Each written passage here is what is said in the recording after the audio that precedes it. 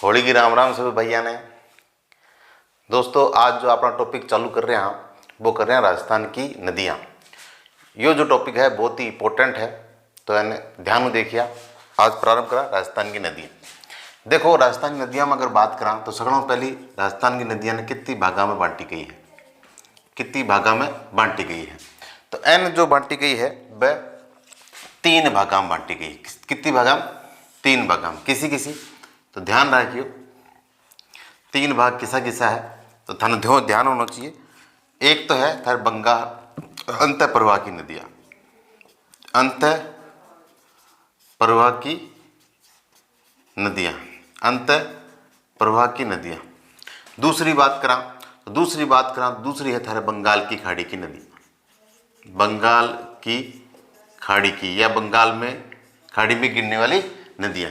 बात करा तीसरी की, तो तीसरी किसी है तो ध्यान रखियो अरब सागर में गिरने वाली नदियाँ, अरब सागर में गिरने वाली नदियाँ।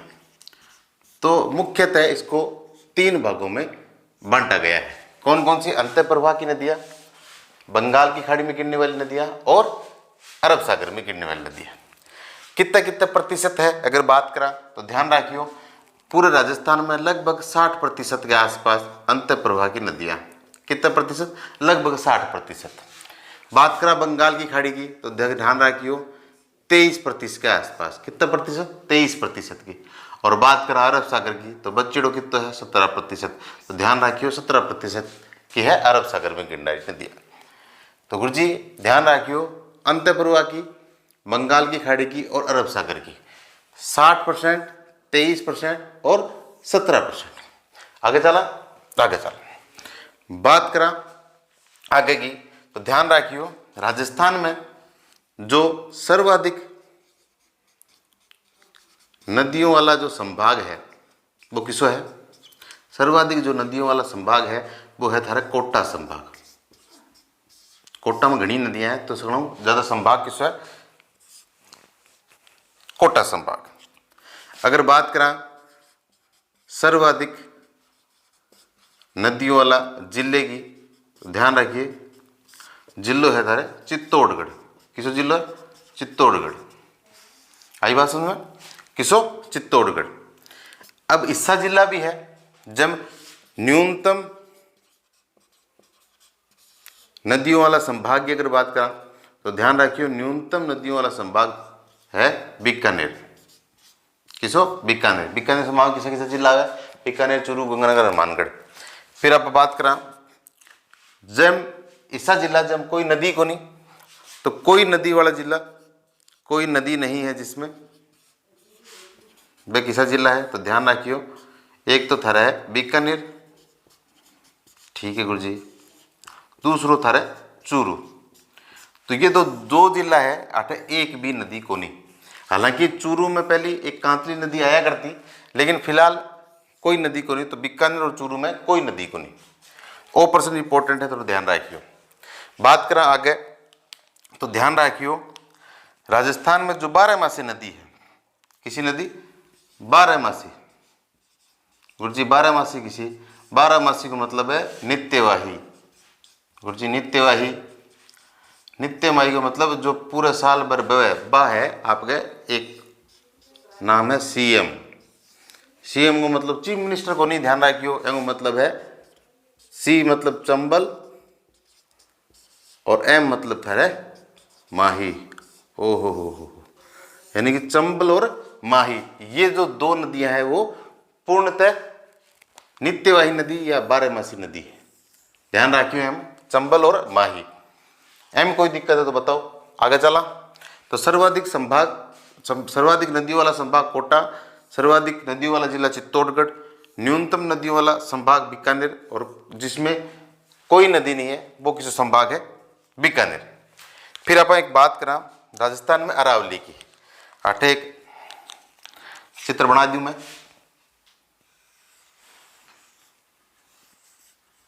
वो थारे राजस्थान एंग माऊ या थारे अरावली पर्वतमाला। तो ध्यान रखियो अरावली पर्वतमाला राजस्थान ने 2 भागा में बांटे। वो तो हो गया थारे पूर्वी राजस्थान, ओ गयो थारे पश्चिमी राजस्थान। तो ए प्रकार राजस्थान ने भी जो नदियों का पोर्शन है, तो नदियां में भी राजस्थान को दो भागों में बांटते। इनने गिरने वाली नदियां हैं, ये तो आपको थार चली जाएगी अरब सागर में, किसी अरब सागर में। और इनने जो आओगी वे किसी की चली जाएगी, थार आ जाएगी बंगाल की खाड़ी में। ओके गुरु जी, मतलब यो है कि अगर अरावली पर्वत के पश्चिम में जो नदी जाएगी वह जाएगी अरब सागर में, और पूर्व में जाएगी वह कट जाएगी बंगाल की खाड़ी में।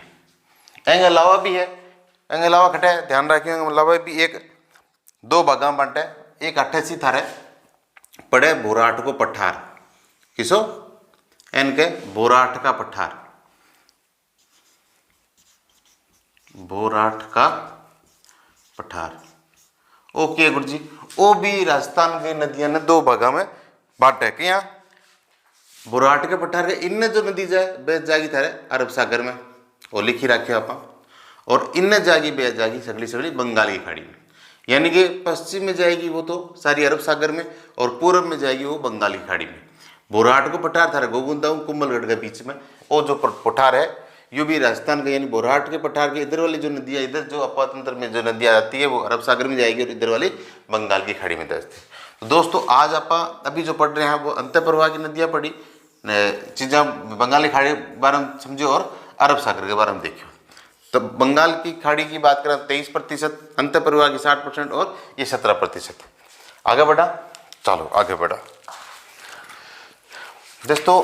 या तो आप एंगे बारे में छोटी सी जानकारी ली। आज आप जो पढ़ांगा, आज बढ़ांगा आप अंत प्रवाह की नदियाँ। किसी नदियाँ अंत प्रवाह की, चालू करा। देखो अंत प्रवाह की नदियाँ, सबसे पहले बात करें अंत प्रवाह वाली नदियाँ। ध्यान रखियो, किसी किसी सगलों पहली बात करा आप घग्गर नदी की, किसी घग्गर नदी की क्या नाम है, घग्गर नदी। कहीं यहां देखो मैप वाइज देखा है,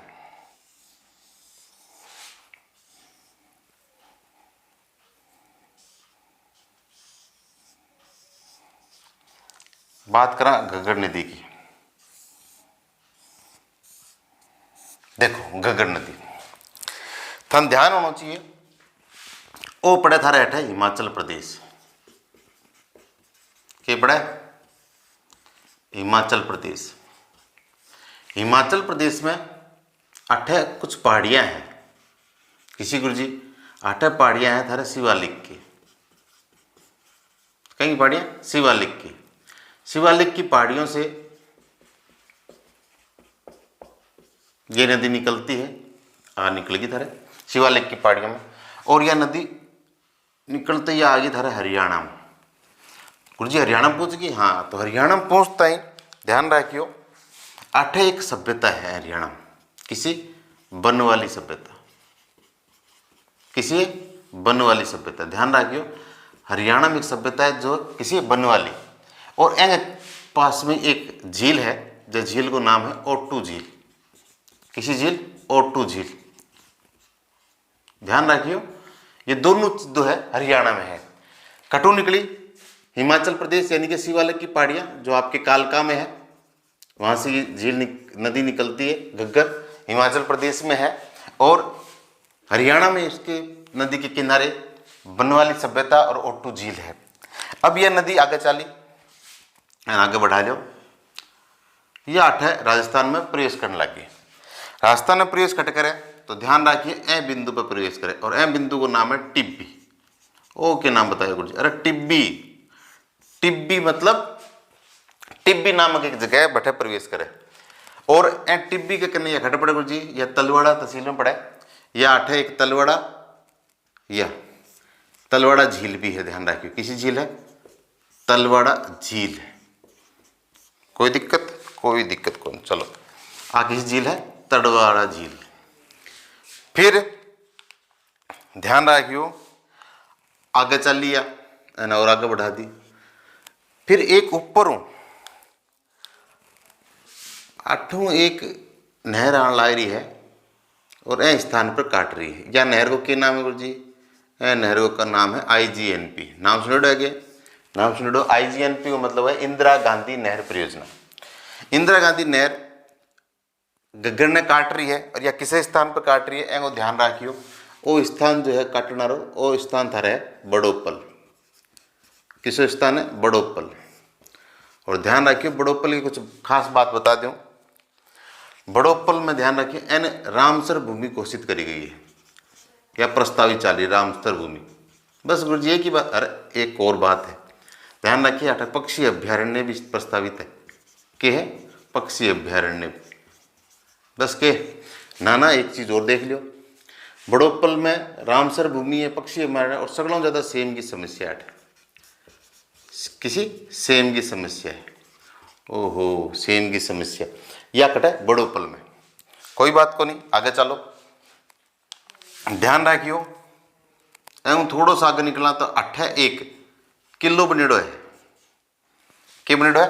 किलो बनेड़ो है। ध्यान रखियो कटे 8 ओ किसो किलो आगे तो किलो ध्यान रखियो। ओ किलो है थारे भटनेर को,